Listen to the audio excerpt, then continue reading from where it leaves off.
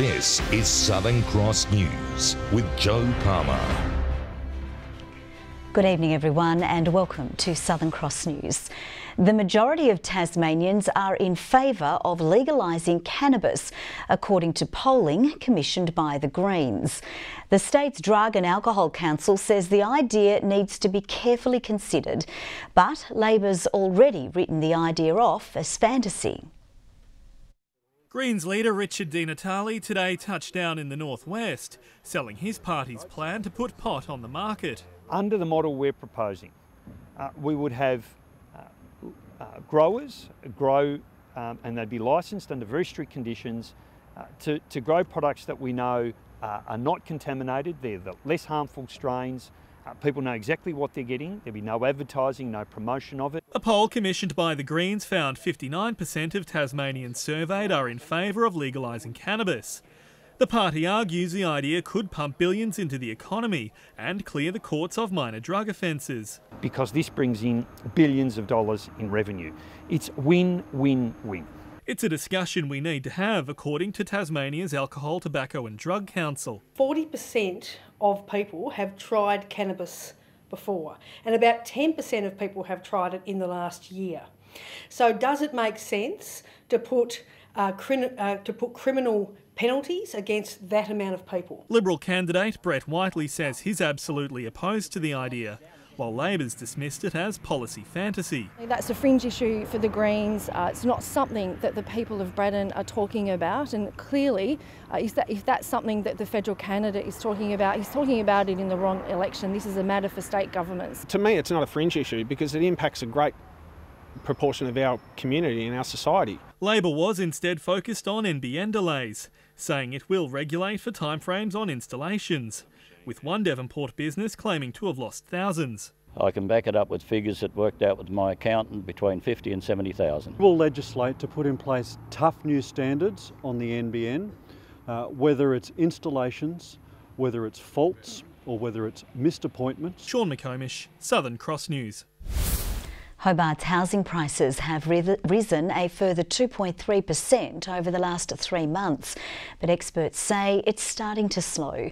Economists warn our booming real estate market is vulnerable to interest rate rises and population level changes. An upward trajectory, Hobart housing prices trumping every capital city in Australia, according to CoreLogic. We've seen dwelling values rise by almost 13% the last 12 months. The only capital city where values are rising at a double-digit rate of growth. The Real Estate Institute says that's caused by numerous factors, including Hobart being a small market, paired with a growing population and tourist numbers, and the introduction of stamp duty concessions. We are starting to see some of the fallout of such strong capital gains in the sense that we are seeing, for example, rents are rising very quickly. There's a real undersupply of housing. The real concern, I think, is the squeeze being felt by low-income households in the rental market. Many of those factors contributing to social issues such as homelessness, impacted by the serious housing stock shortage. The numbers are down something like 30% on last year and 60% over the last 2 years. So we don't have a lot of properties for sale. While Hobart's been thriving for investors, that growth has slowed over the past 3 months.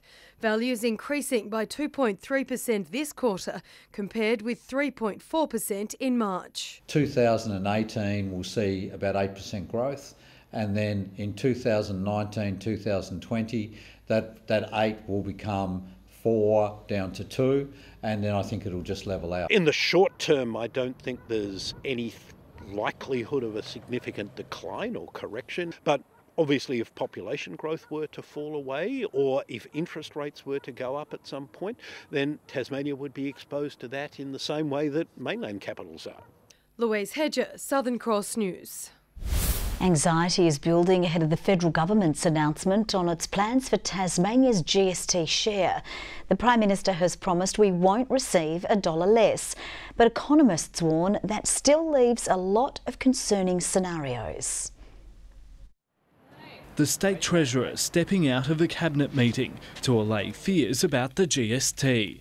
Look, I want to make it perfectly clear, People should just settle down. There's a lot of speculation. Concerns today over reports the federal government will move to an average-based system for distributing the GST to states and territories.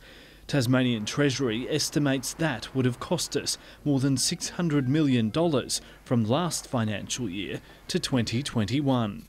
That's a model that has been leaked. At the end of the day, it's not a model that we're considering.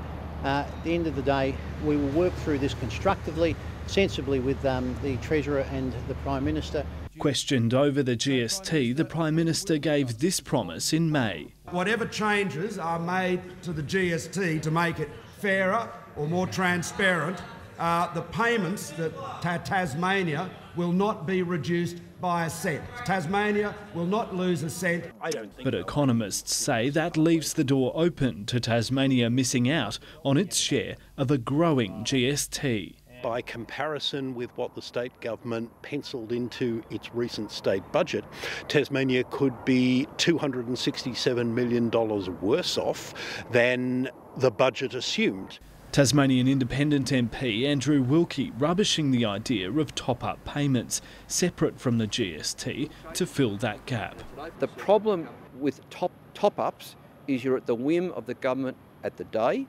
You're at the whim of the budget in front of you. Top-up funds can often be tied grants, which means that as a state government you are limited in your ability to decide how you spend your money. The Tasmanian Liberal Senate team says it remains confident Tasmania will get a good deal. We certainly won't be accepting anything that sees Tasmania worse off, but these discussions will go on and we'll work our way through it.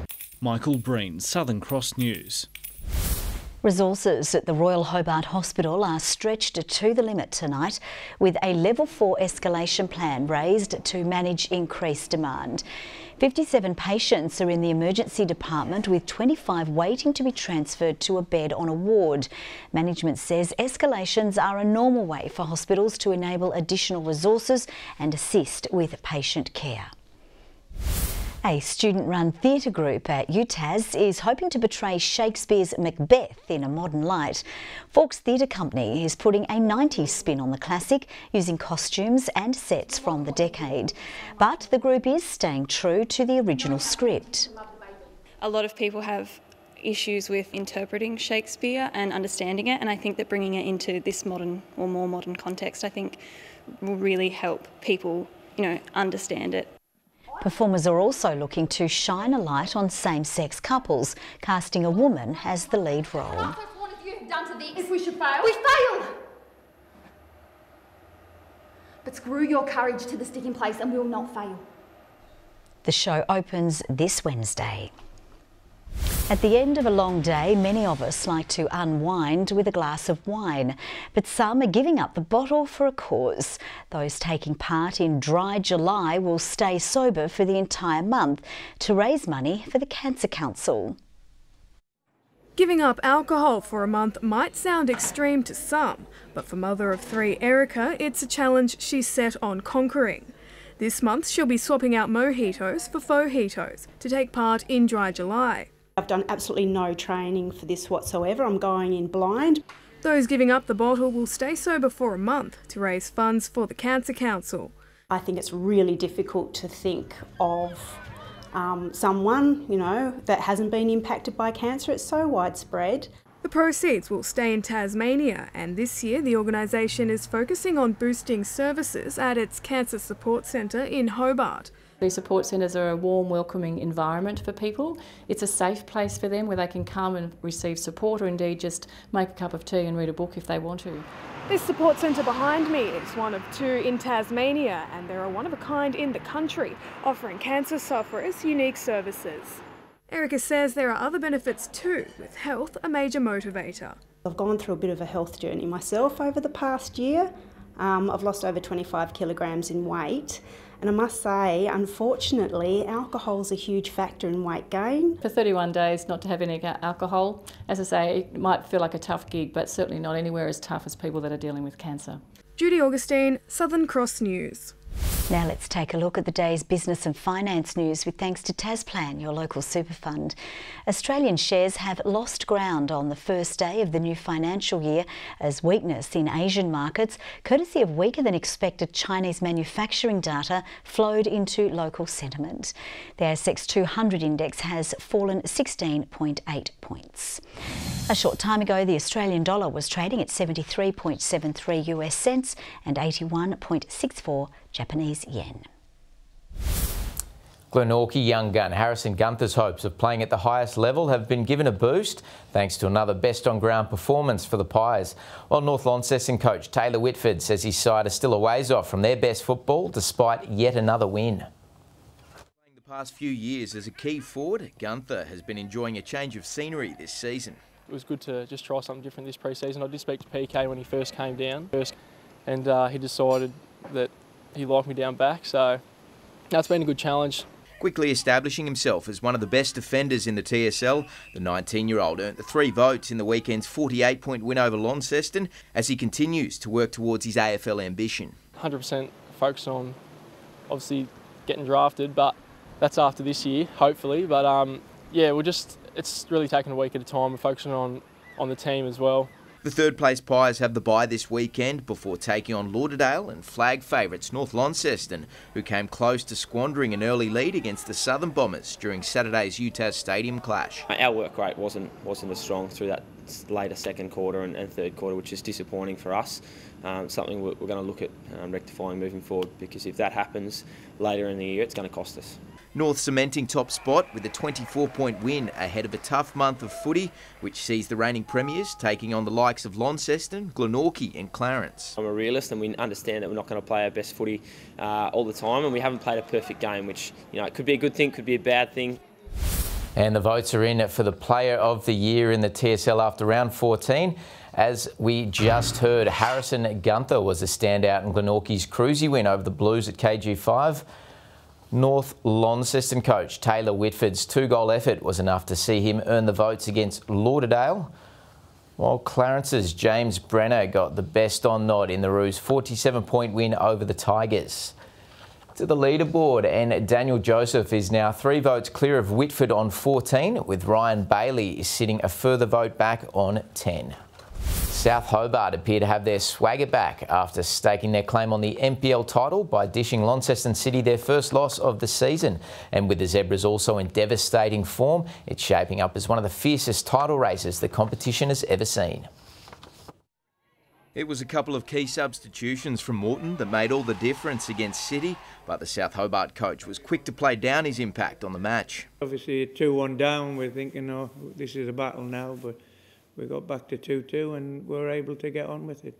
The 4-2 win allowing his side to close the ladder gap on City to 6 points, while the Zebras' dominant win over Olympia now sees them sitting equal third with South, just 3 points behind Devonport. The top 4 in particular now have got the pressure on them to keep going and win the next match, and that's the way we'll look at it, one game at a time. To hockey, and Tasmanian Jeremy Edwards has proved the hero for the Kookaburras against India overnight. Edwards versus Srijesh. Edwards goes one way, Srijesh has pulled him a long way, Edwards lifts it over Srijesh. With the sides locked at 1-1 after normal time, Edwards' winning penalty saw the Aussies claim their 15th Champions Trophy.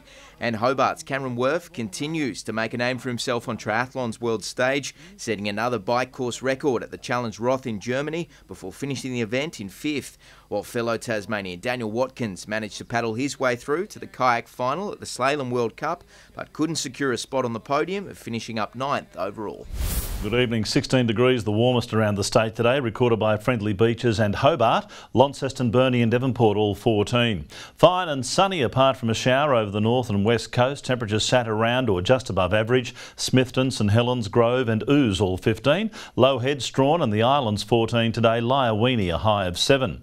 The higher resolution cloud shot shows the cloud over the north and parts of the west today, while that cloud band just to our west extends northwest over southern WA. today. Middle level cloud also lies to the northwest over Queensland, with onshore winds bringing cloud near the coast there as well. Tomorrow a couple of cold fronts bother Western Australia, while another is to our southwest. A high dominates the rest of the picture, apart from that little trough off southern Queensland. Northwest winds at 20 to 30 knots, reaching 30 to 40 knots over the west and south, a 4-metre swell in western and southern waters. Gale warning for waters between Southeast Cape and Sandy Cape, a strong wind warning from the top of Flinders Island down to Southeast Cape, and also from Sandy Cape to Stanley, a small craft wind alert for the lakes. So windy tomorrow, partly cloudy, Hobart 15, top of 14 for Adventure Bay, maybe a late shower for Tarraleah, and 11 degrees. Launceston cloudy and 14, 13 the top for Devonport and Bridport with a bit of cloud around. For Burnie tomorrow, cloudy and 14, 13 the high for Strawn with a shower moving in. Marrawar cloudy and 13 degrees. And for St Helens cloudy as well, 14 the top, 14 also for Swansea and Whitemark on Flinders. On Wednesday, showers mainly over the north and west. The winds fresh and gusty again. Showers over the north and west on Thursday, increasing during the day and developing later elsewhere. And on Friday, rain across the state, but more likely over the north and west again. Showers for Perth tomorrow, partly cloudy for Adelaide and Melbourne. Canberra will see an early frost unless the fog is too thick. A fine sunny 18 in Sydney and partly cloudy over Brisbane. And it's partly cloudy over Tasmania, 11 degrees in Hobart and Devonport, currently 8 degrees in Launceston. Joe, that's the weather for the second day of July. Why didn't you remind me about this dry July stuff? I would have been all over that. No, next year now. Oh, I'm sure you can be a perfect late starter. Let me sign you up. We'll do that right after this. Thanks so much for your company tonight. We'll see you a bit later with updates.